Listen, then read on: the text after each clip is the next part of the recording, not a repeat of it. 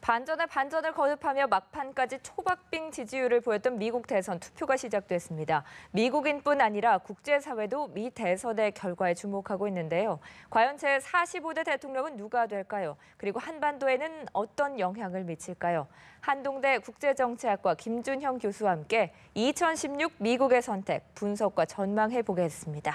어서 오십시오. 네, 안녕하십니까. 네. 미국 대선 이제 주사위는 던져졌습니다. 네, 맞습니다. 투표 전까지 보면 지지율이 끝까지 혼조세를 보였었는데 막판 변수가 뭐가 있을까요? 뭐 사실 따지면 이제 변수는 다 나왔죠. 문제는 이제 진짜 변수는 얼마만큼 지지자들이 이제 투표장에 나가는 거지 않습니까? 네.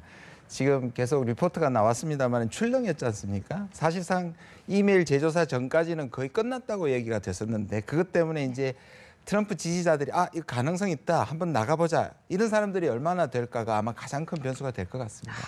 투표장에 얼마나 가느냐. 이 부분이 중요할 것 같은데요. 지금 첫 개표가 또 된 곳이 있더라고요. 뉴햄프셔주인데 세 곳에서 트럼프가 앞섰지만 딕스빌 로치에서는 또 클린턴이 앞섰습니다. 또 의미가 있을 것 같은데요. 분석 좀 해주시죠. 펜실베니아는 그냥 자정이 넘으면 바로 이제 주법으로 이제 투표를 하게 돼 있습니다. 그래서 특히 이제 딕스빌 나치라는 것은 이제 캐나다하고 붙어 있는 아주 외딴 말이에요. 유권자 등록이 8명밖에 안 했거든요. 그중에 이제 4대2로 클린턴이 이겼는데 말씀하신 것처럼 그 뒤에 두 번 연속된 건 아마 트럼프가 이긴 것 같습니다. 그러나 이게 사실 어떤 뭐 앞으로의 것을 반영한다기보다는 또 묘하게도 딕스빌은 2000년 이후에 한 번도 틀린 적이 없습니다. 다시 말하면 거기서 이긴 사람이 마지막 결과에 진 적이 없습니다. 그러니까 기분은 좋겠죠. 아마 클린턴이 기분이 좋을 것 같습니다. 2000년 이후에 딕스빌 로치에서 이긴 후보가 전체 대선에서 이겼었는데 이번에 클린턴이 승리를 했지만 결과는 어떻게 나올지 저희가 모르는 거죠. 지켜봐야 될 것 같습니다. 플로리다가 당락에 중요한 역할을 할 것이라는 분석들이 많은데요. 여기 히스패닉들이 또 많이 거주하고 있지 않습니까? 히스패닉이 이번 미국 대선에 어느 정도 영향을 미칠까요? 제가 지금 여기 나오기 전에도 CNN을 계속 봤는데요. 지금 플로리다를 가장 집중적으로 다루고 있습니다. 왜냐하면 플로리다는 여러 가지 현상이 지금 경합주의인데다가 동시에 일어나고 있거든요. 백인 인구도 많이 나타났고 백인도 투표수가 지난번보다 훨씬 많아졌고요. 근데 특기할 만한 게 지금 말씀하신 히스패닉하고 아시아계가 거의 80%, 100% 증가를 보였습니다. 예비 투표에서. 그러니까 이 사람들이 본 투표에도 만약 그만큼 나오면 이게 큰 역할을 할 수가 있고요. 그러니까 백인이 증가한 거하고 그다음에 유색 인종이 증가하는 게 어떤 결과로 갈 것이냐. 이걸 지금 굉장히 주목하고 있는 것이죠. 조기 투표가 많았다고요? 예, 조기 투표가 많은 것이죠. 이제 그게 이제 본선에도 그렇게 이어질 거냐. 이제 왜냐하면 지금 트럼프가 지금까지 히스패닉에 대해서 예를 들어 멕시코 사람들은 강간범이라든지 이런 거에 대한 것들이 많았기 때문에. 근데 지금까지 그 히스패닉 인구는 증가했지만 투표율로 나타난 적이 별로 없거든요. 그런데 이번에는 굉장히 많이 증가할 것이다. 이게 변수가 될 것이라고 얘기하는 사람들이 있습니다. 네, 어떤 트럼프의 그동안 이민자들에 대한 배타적인 발언들, 히스패닉에 표시면 어떤 영향을 미칠지 궁금해집니다.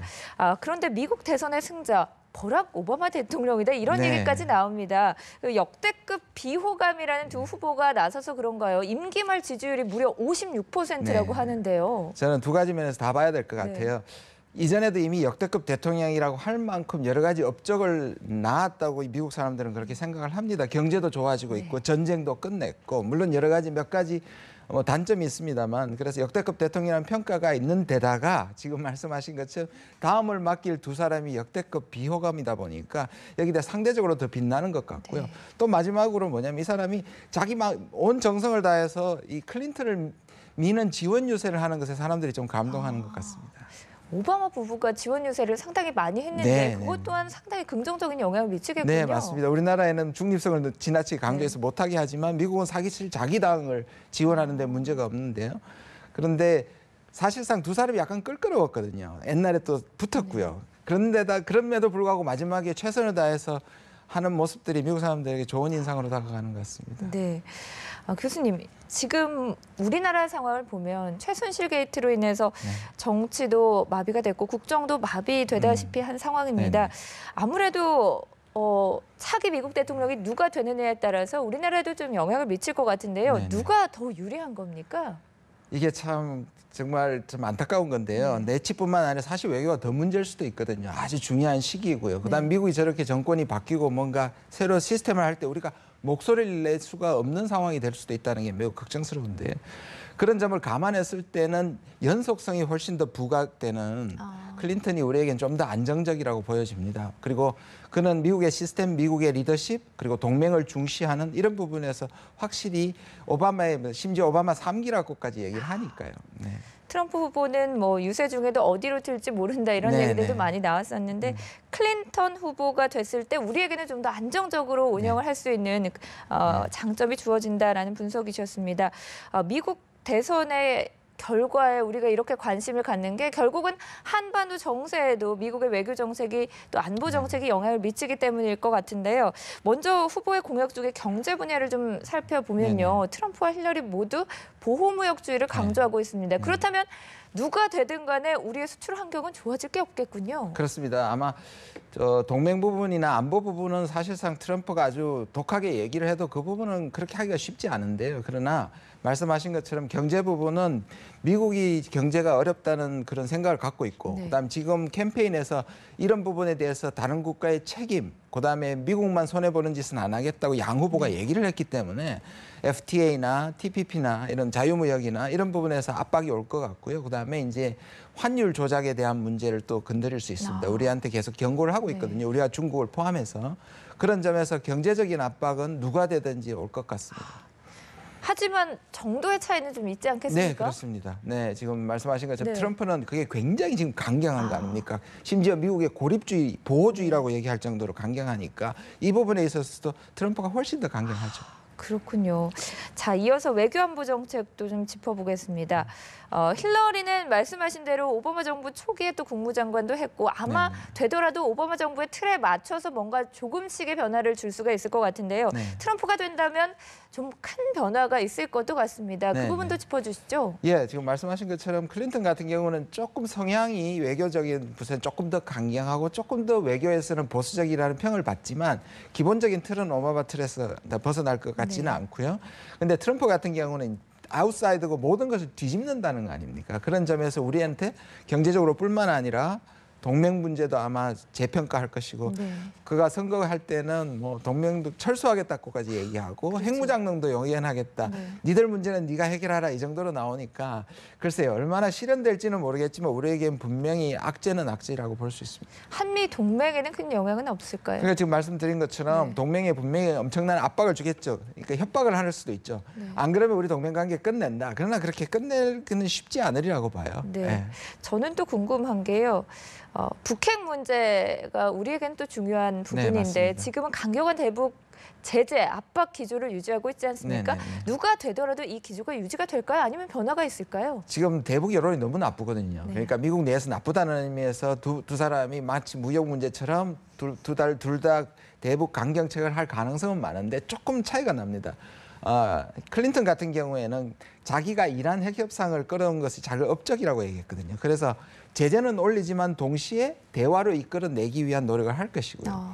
그다음에 트럼프 같은 경우에는 양극단의 말을 하고 있습니다. 지금 완전히 굴복시키겠다, 뭐 완전히 정신병자다 이렇게 한쪽으로 김정은을 얘기하면서 또 한쪽으로는 뭐냐면 대화할 용의가 있다. 그러면서 또 아주 디테일한 정책을 안 밝히고 있거든요. 그러니까 이게 또 어떻게 될지 어디로 튈지 잘 모르는 거죠. 대통령이 되면 또 말을 바꿀 수도 있겠군요. 저는 충분히 가능하다고 봅니다. 그런데 클린턴의 그 북핵 문제에 대해서 짚어주셨는데 일각에서는 오바마 외교의 연장선상에서 좀 조정이 있을 것이다. 오히려 더 강한 압박을 할 수도 있을 것이다. 이런 분석도 있던데요. 네, 맞습니다. 근데 이제 오바마 8년 동안의 전략적 인내는 자기들 스스로는 실패라고 얘기 안 했지만 클린턴은 그건 실패라고 얘기했거든요. 그냥 이해할 만하지만 뭔가 성과가 없다. 그러면 이거를 변화시켜야 되는데 하나는 제재를 올리는 것이고 하나는 대화를 하는 거지 않습니까?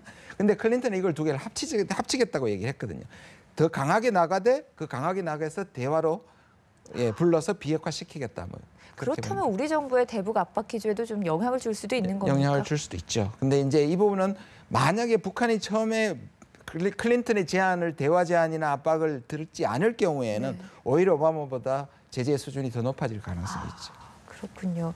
이런 부분에 대해서도 우리가 좀 미리미리 대비를 해야 될 것 네, 같습니다. 맞습니다. 그렇다면 사드 문제는 어떻게 되는 겁니까? 지금 미국의 전략 자산을 상시 순환 배치하기로 협의한 부분도 있는 상황인데 이 부분에도 수정이 되는 건가요? 그 미국의 입장에서 보면 사드라든지 이런 것들이 중국에 대한 견제거든요. 그러니까 클린턴이 되더라도 아시아 중심 정책이라든지 또 트럼프가 되더라도 중국에 대한 경계를 놓치지 않을 거기 때문에 이 부분은 비슷한 기조로 갈 거라고 생각이 듭니다. 그러나 사드 같은 경우에는 오바마 정부나 클린턴 자체보다 국방부 쪽이나 이런 록히드 마틴 쪽이 오는 거기 때문에 이 부분은 네. 좀 변수가 있으리라고 보여집니다. 누가 돼도 사드 배치는 좀 변화되기가 힘든 부분이군요. 그렇긴 하지만 네. 그 부분에 대해서 우리가 좀 더 우리 내부에서 그런 걸 대비할 필요가 있고요. 저는 그것이 다 우리의 다음 정부로 넘어가는 것이 더 바람직하다고 생각하는 사람 중에 하나입니다. 네.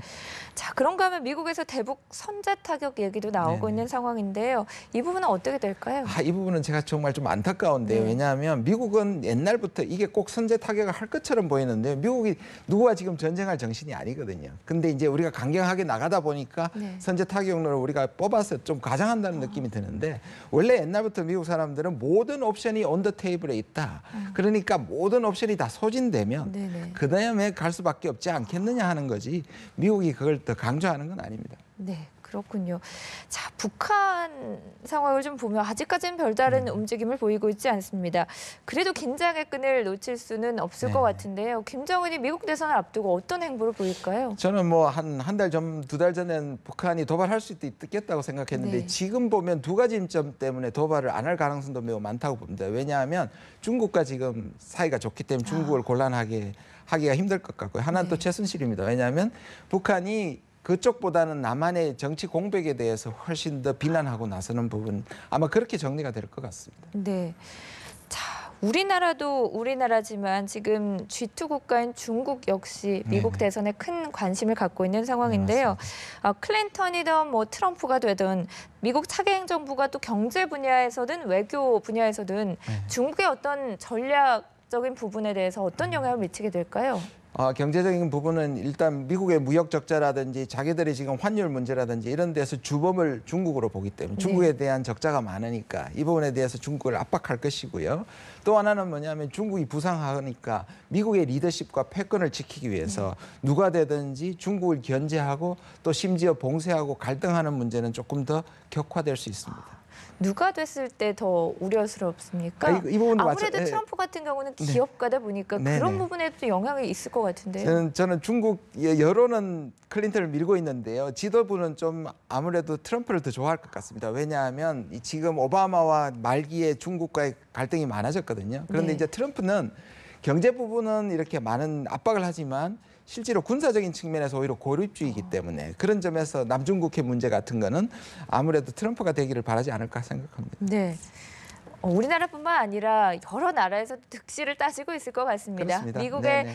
대선 어떤 후보가 미국의 대통령이 될지 네. 저희가 지켜봐야 될 것 같습니다. 지금까지 한동대 국제정치학과 김준형 교수와 함께했습니다. 고맙습니다. 네, 고맙습니다.